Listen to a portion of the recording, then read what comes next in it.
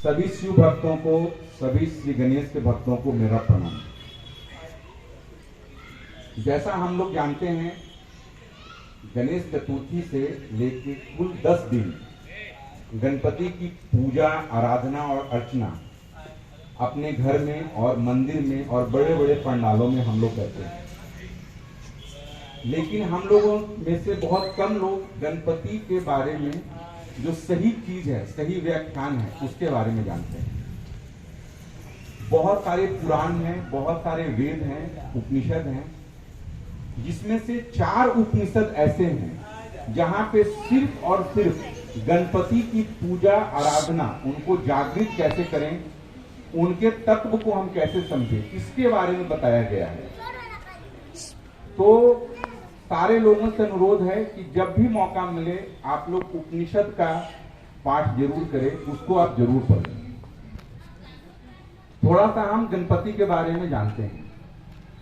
जैसे हम लोग महादेव, माँ दुर्गा, माँ विष्णु, भगवान विष्णु जिन्होंने अवतार लिए हुए हैं, समय समय पे सृष्टि की रचना के लिए अवतार लेते हैं, उसको संभालने के लिए, उसी तरह गणपति ने भी 8 अवतार लिए हुए हैं, जो हम लोगों को पता होना चाहिए।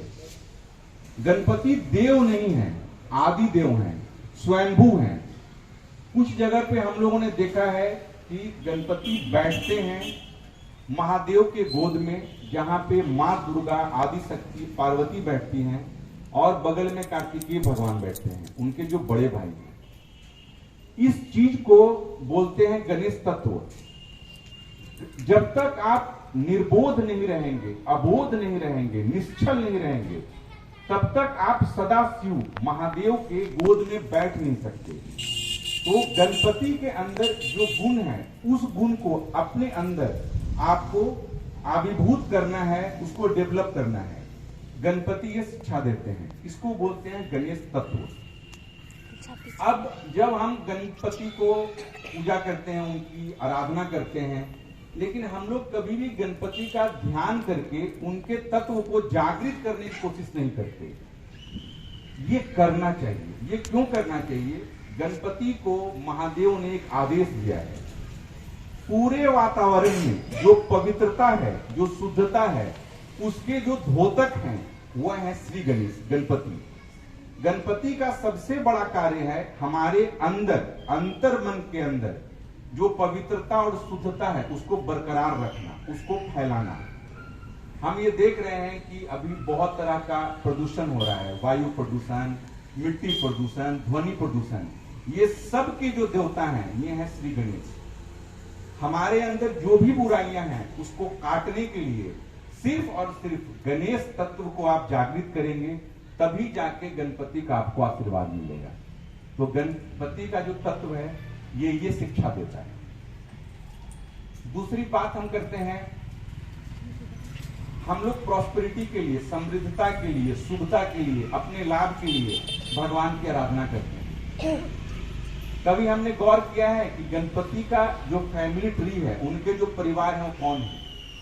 श्री गणेश के माता पार्वती हैं, गौरी हैं, जो आदि शक्ति है, पिता महादेव हैं, भाई जो हैं वो कार्तिकेय हैं, जो देवताओं के सेनापति हैं। गणपति की 2 पत्नियां हैं, रिद्धि और सिद्धि।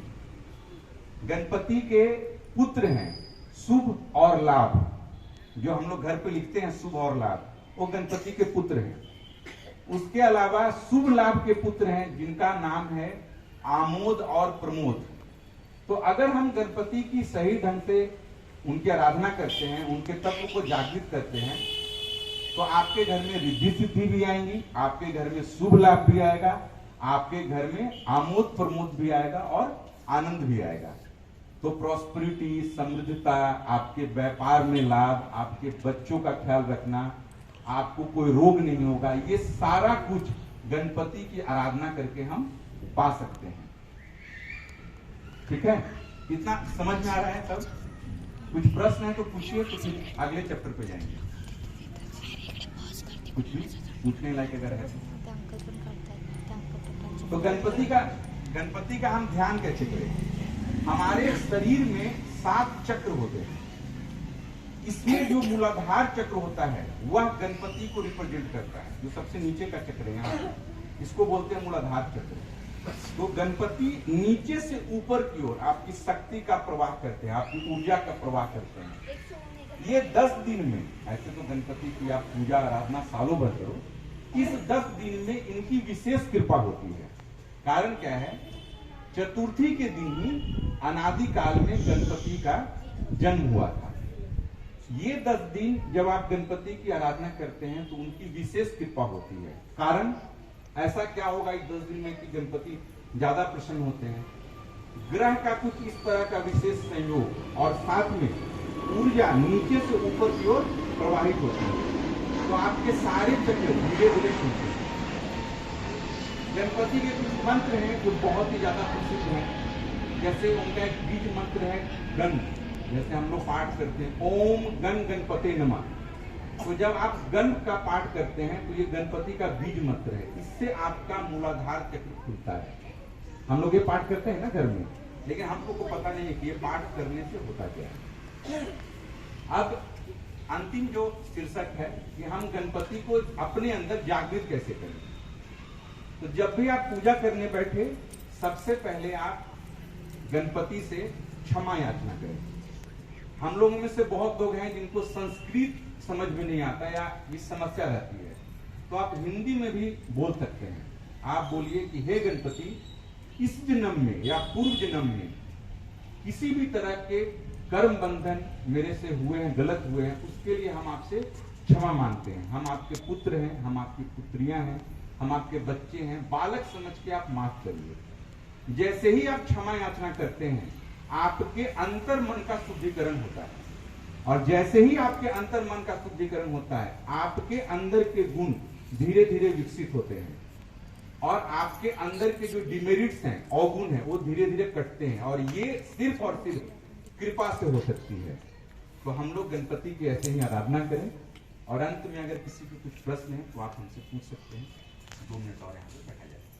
हर हर महादेव, जय शंभू, जय श्री गणेश। कोणाला काही प्रश्न विचारायचे?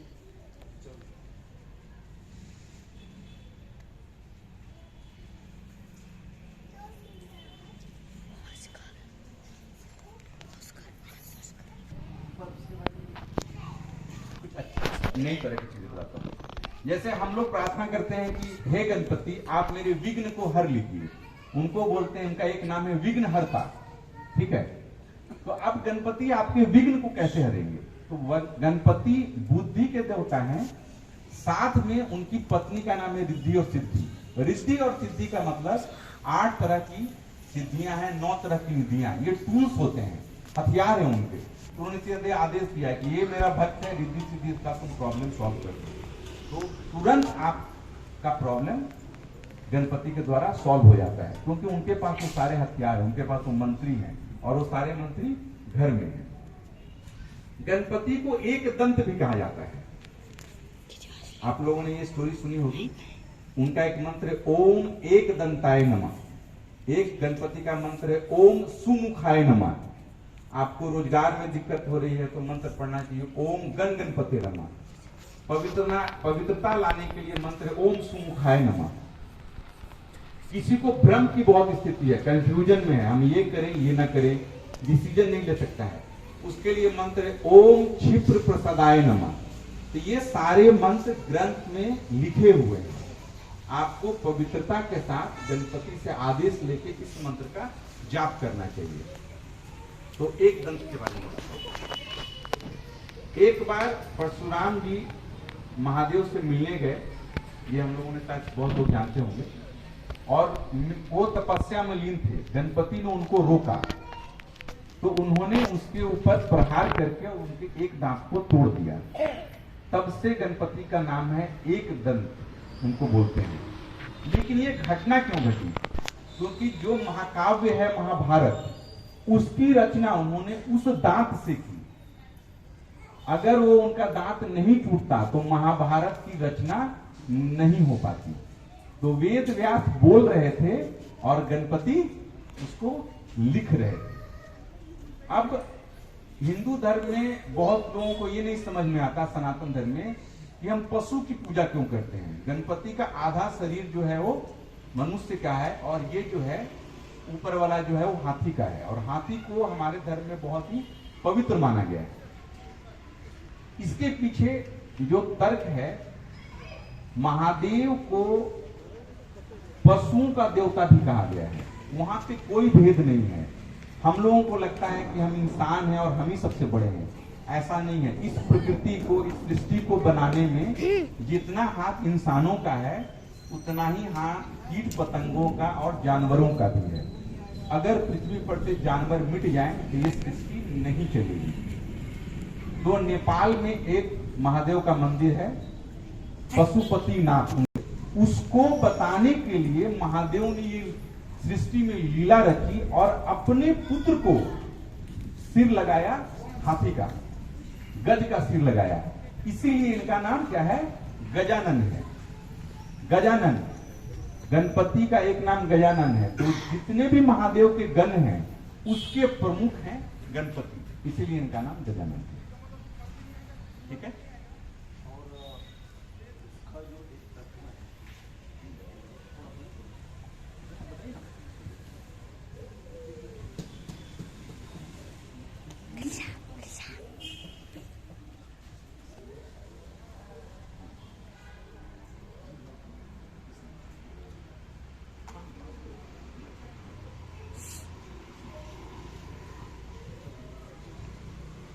देखिए, जो प्रश्न है कि गणपति के का कैसे मिट्टी से निर्माण होता है, उसमें गणेश तत्व क्या कहते हैं, हम भेद नहीं कर सकते। ये सारा भेद ना मनुष्यों ने बनाया है। ईश्वर किसी में भेद नहीं करते। उनकी दो तरह की प्रक्रिया है।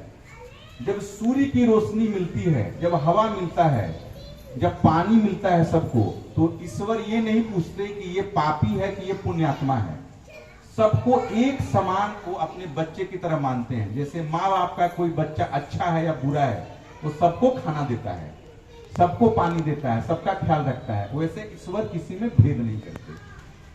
दूसरी प्रक्रिया है कि आप जो कर्म करोगे, आपका जो प्रारब्ध होगा, उसके हिसाब से आपको फल मिलता है। ये दो चीज साथ में चलती है। तो हमारे सनातन धर्म इतना सुंदर है, इतना विराट है कि जब इंसान की मृत्यु होती है तो हमारा शरीर जल के उसी में चला जाता है, उसी मिट्टी में चला जाता है। इसलिए ये मिट्टी कितनी पवित्र है। उसी मिट्टी में अनाज उगता है, उसी मिट्टी के अनाज का उगा हम खाते हैं। मतलब कोई भी चीज व्यर्थ नहीं जाता और कोई भी चीज खराब नहीं है। उसी मिट्टी को लेके गणपति की मूर्ति बनती है और उसमें प्राण प्रतिष्ठा करके उनकी पूजा और अर्चना करके गणपति से हम आशीर्वाद लेते हैं। तो ये पूरा जो चक्र है वो सृष्टि का चक्र है, ये ऐसे ही चलता है।